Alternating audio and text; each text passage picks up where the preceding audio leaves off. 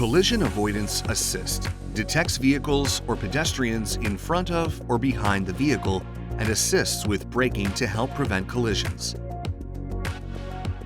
The Forward Collision Avoidance Assist feature detects vehicles, pedestrians, or cyclists ahead and provides audible alerts and warning messages.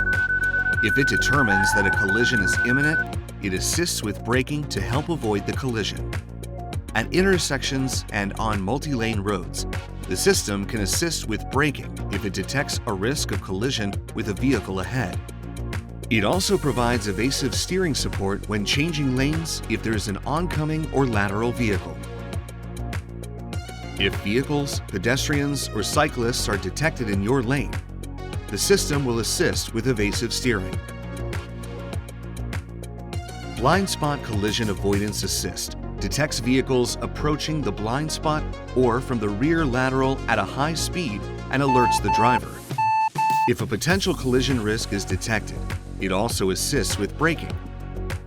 When the driver activates the turn signal, the blind spot monitor turns on, displaying rear traffic information on the cluster for improved visibility.